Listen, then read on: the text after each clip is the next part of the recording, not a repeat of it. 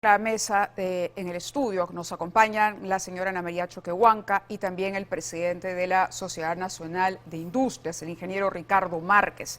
Ellos vienen en representación no solamente de la industria nacional, de la gran industria, sino sobre todo también de las pequeñas empresas. Los hemos tenido en oportunidades anteriores. Este sábado hubo una reunión de los empresarios nacionales preocupados por lo que viene ocurriendo. Una inflación que no baja, una falta de gestión que no promueve la inversión y sobre todo la inversión nacional, que ha sido calculada con relación al año pasado en un crecimiento de 0, ¿no? Para los más entusiastas y optimistas, porque los pesimistas dicen que incluso podríamos terminar en negativo, es decir, que se invierta mucho menos de lo que se invirtió el año pasado. Pero bueno, hubo alguien que dijo algo importante y me gustaría tener ese byte para poder luego, a partir de ello, empezar la discusión con nuestros entrevistados, que fue precisamente el señor Miu, Román Miu. Él habló y le dijo al presidente lo siguiente.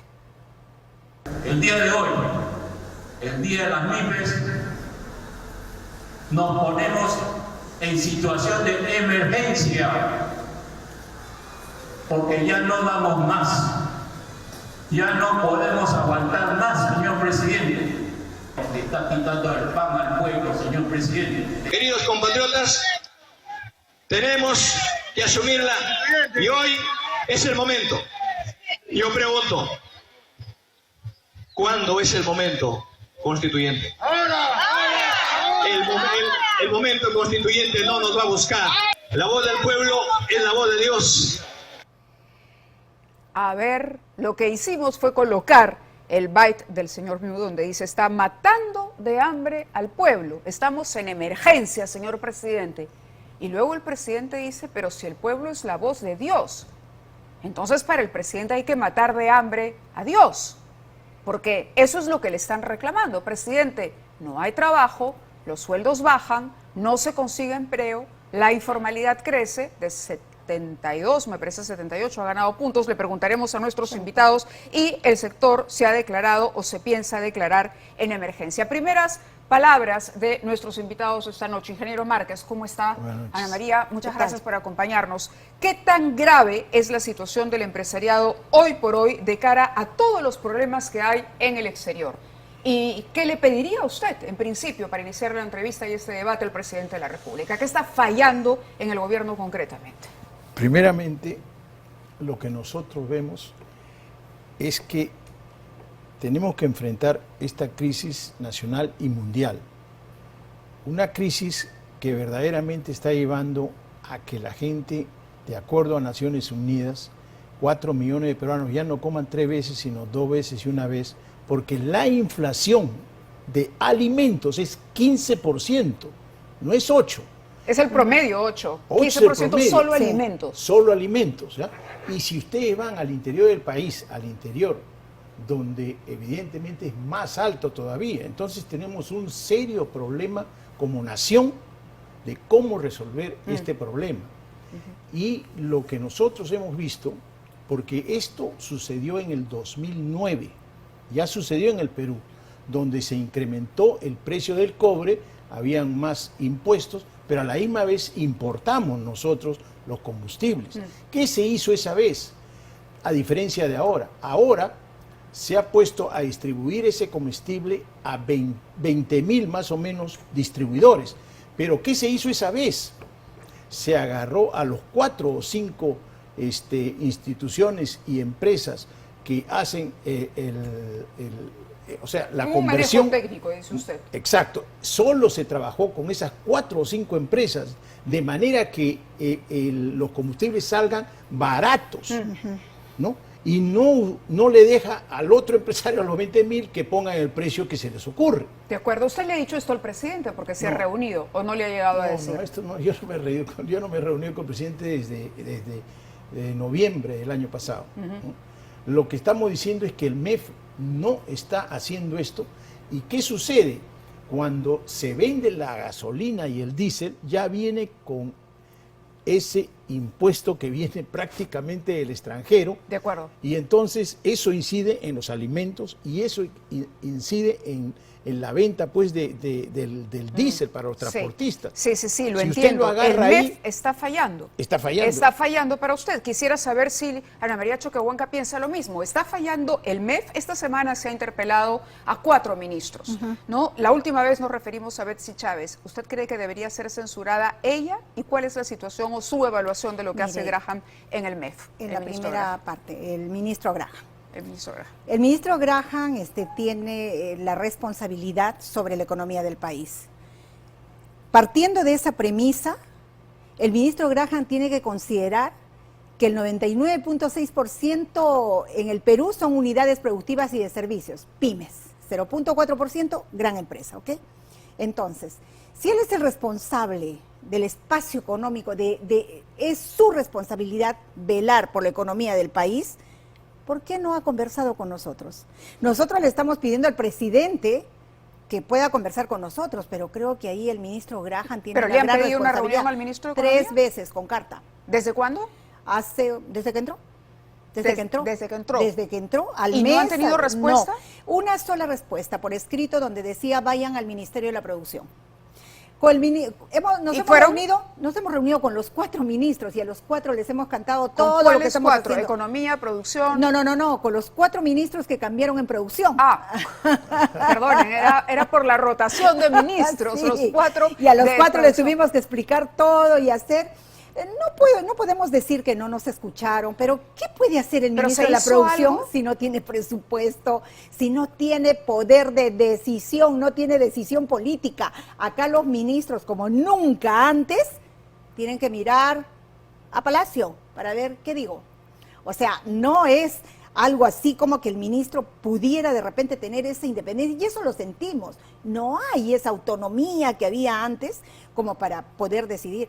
No nos podemos quejar del viceministro Mesones, o sea, de pymes, pero poco y nada puede hacer tampoco. Al final no se ejecuta. Le preguntaba por Betsy Chávez, y Betsy Chávez, y la preguntaba para los dos, ¿debería ser censurada, creen? Desde trabajo, con lo que se le ha criticado, el tema de la tercerización, el mal manejo en la huelga de los controladores aéreos, el hecho de que esté atentando contra la generación de trabajo formal, que es lo que muchos le han reclamado, en lugar de promover la generación de trabajo formal. ¿Es el momento de hacer cambios? Yo creo que el Congreso tiene en este momento una gran responsabilidad en tomar esa decisión y debería tomarla previo análisis y evaluación de lo que la ministra ha hecho hasta ahora en toda su gestión. En verdad, nosotros estamos muy preocupados sobre todo por lo que está haciendo también la Comisión de Trabajo. La presidenta de la Comisión de Trabajo tiene dictámenes, acaba de pasar una carta a la presidenta diciéndole de que cuándo va a entrar al Pleno todos esos proyectos de ley que están dictaminados y que hablan, por ejemplo, de que la jornada laboral, pues el refrigerio pase ahí, ¿no? O sea, tiempos difíciles, sin embargo, la productividad es 7 horas. Menos 1 hora, o sea, y la ministra de Trabajo, bueno, va en consonancia con ella. Sí, yo sé que ustedes son expertos en temas técnicos, pero los voy a llevar al lenguaje sencillo de la discusión política y ciudadana. Tenemos que hacer una pausa, pero cuando regresemos, ¿cómo ven ustedes la posibilidad de salida de este entrampamiento que ya está afectando a sectores que en algún momento incluso estuvieron en polos opuestos, como la CGTP, la Sociedad Nacional de Industrias? Hace poco los hemos visto a todos reunidos en una sola voz, llamando al presidente a que tome acción. Vamos a la pausa y regresamos. Se decía que la política y la economía iban por líneas paralelas, que la política podía estar envuelta en uno y otro problema, pero que la economía del país era tan fuerte y se sostenía tan bien que podía ir divorciada, en un camino paralelo, no juntarse. El día de hoy, nuestros invitados sostienen que ya no es así, o que nunca fue así, y que hoy la política sí está pasándole la factura con cifras que ellos van a exponer a la actividad económica en nuestro país.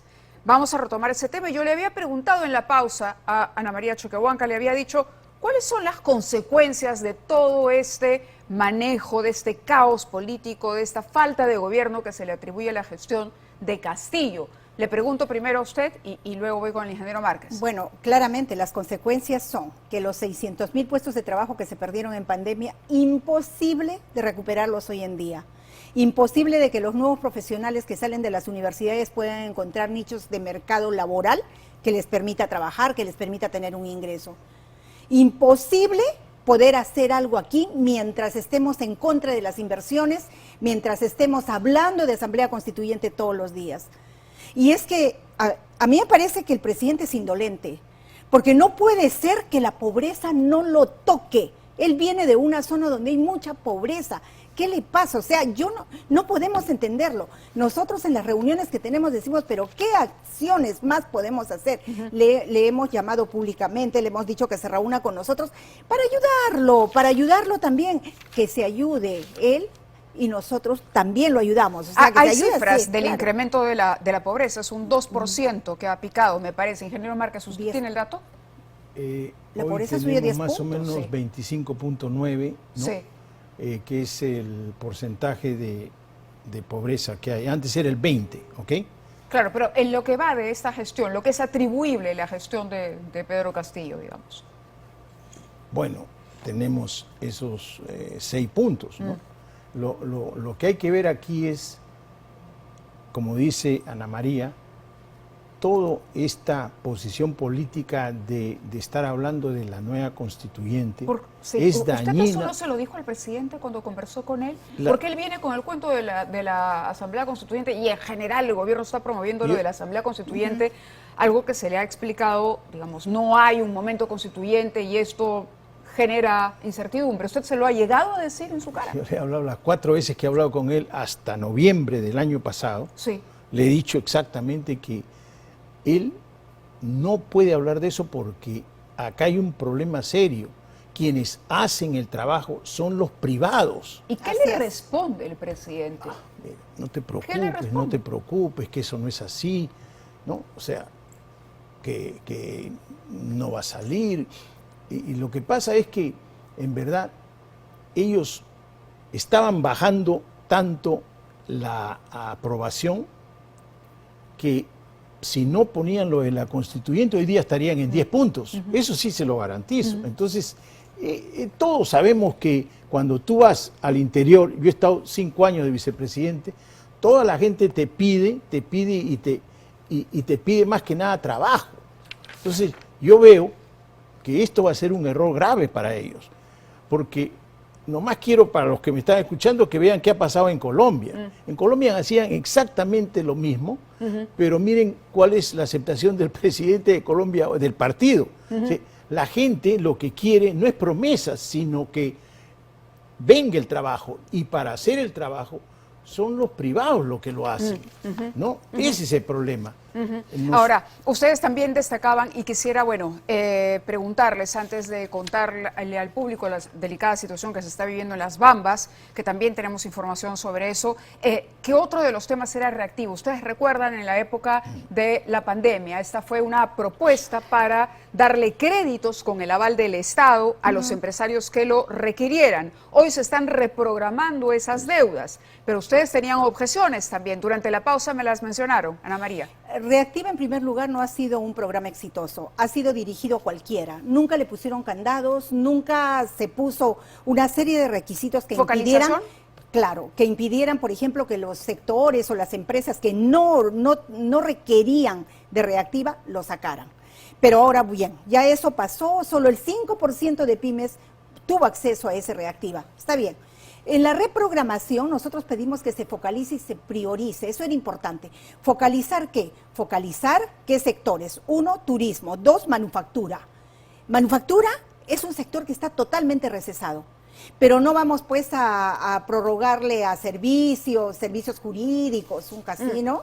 O sea, que es a quienes se dio ¿Y se está Reactiva. reprogramando para todos? Para todos, solo tienen que aprobar 30% de caída del 19 al 20 y punto, y esa resolución ha salido el viernes por la noche, como siempre, entre gallos y medianoche. Eso significa, ingeniero Márquez, que el Estado va a tener que responder por esos créditos que no se van a poder pagar. ¿Cree Claro. usted que ese va a ser el final? No, esperamos que no, porque tenemos que nuevamente hablar con el ministro de Economía. ¿Y usted ha pedido cita como lo ha hecho, por ejemplo, Ana María Choquehuanca con el ministro Graham? ¿Y el ministro Graham qué le ha respondido a usted? Miren, ¿Ha tenido nosotros más suerte tenemos o no? relaciones con el Ministerio de Economía, pero nosotros tenemos que, a pesar de que tenemos la relación, tenemos que decir qué es lo que está pasando, porque aquí se trata de 400.000 empresas pequeñas que lo que están pidiendo es reprogramación. No están pidiendo no pagar. Entonces, ¿qué sucede? Si tú eres el dueño como Estado, ya pues, dale la reprogramación y te van a pagar. Pero si esas empresas no cumplen, van a quebrar. ¿Por qué? Porque el que no cumple con el banco no le da un crédito más. Yo tengo muchísimos colegas que van y decirme, Ricardo, yo estoy pagando el Reactiva, pero no pago CTS, no pago nada, no pago impuestos, porque si el banco me cierra, quiebro. Y eso es lo que está sucediendo en este momento. Por eso es que nosotros decimos, hay que ver de que esta reprogramación se haga en 3 años, y para todos, de la pequeña y micro y la mediana empresa. ¿Por qué? Porque lo que pasa Hubo es... beneficios, ¿Ah? mantuvo una cantidad de empleos, millones de empleos. No, gracias pero a- ahora lo que va a pasar es vas a cerrar la empresa y no vas a tener cómo pagarle al Estado, ¿no? Y que yo sepa, se está pensando en que SUNAT cobre eso, ¿no? Y SUNAT sabe cobrar, entonces te va a agarrar y esa empresa ya no sale. O sea, ¿qué cosa estamos diciendo? De que por una corta visión de lo que puede pasar, ¿ok? Vamos a perder empresas, vamos a perder más empleo. Lo que decimos ahora, hay que revisar esta estrategia de cómo se ayuda con el Reactiva, porque los principales ahí son los micros, los pequeños y los medianos. Y si no se hace eso, lo que nosotros vemos es que va a haber serios problemas que después van a decir los empresarios. El problema es de los empresarios. No es el problema de los empresarios. Miren, en el primer trimestre de este año, la manufactura solo ha crecido 2%. Ajá. Con 2% no se crea trabajo. Para crear trabajo tienes que subir arriba del 3 puntos o 4 puntos. Y entonces, ¿qué estamos diciendo? Hay sectores como el turismo que están mal, algunos sectores de la manufactura, como las confecciones, están mal. Las confecciones, comparado del 22 al 19, es más o menos menos 14%, que todavía no se recupera el empleo y la producción. De acuerdo. Muchísimas gracias, ingeniero. Muchísimas gracias gracias, también. El Clarita. tiempo nos gana en la televisión, pero creo que han sido bastante claros y es importante. Ojalá las autoridades puedan atenderlos y finalmente trabajar en mesas técnicas de la mano con los empresarios para poder arribar a soluciones, que es lo que Así se es. requiere. Gracias. Gracias. Sí. Dígame, ingeniero. Iba a ¿Sabes decir qué? algo. Sí, mira, el problema de la inflación es tan grande que el Perú, creo, es el único país que no incorpora a los privados para ver cómo solucionamos esto. Exactamente. En vez de estar diciendo el gobierno, la culpa es de los empresarios, y los empresarios decir, la culpa es del gobierno, tenemos que ponernos de acuerdo en algo que es grave. ¿Y qué cosa es grave? 4 millones de peruanos estamos aquí sentados, no comen. Muy bien, nos tenemos que ir y nos vamos lamentablemente con esta última frase que, caramba, da cuenta de las consecuencias, de las fatales consecuencias que estamos viviendo en este momento. Vamos a la pausa y regresamos.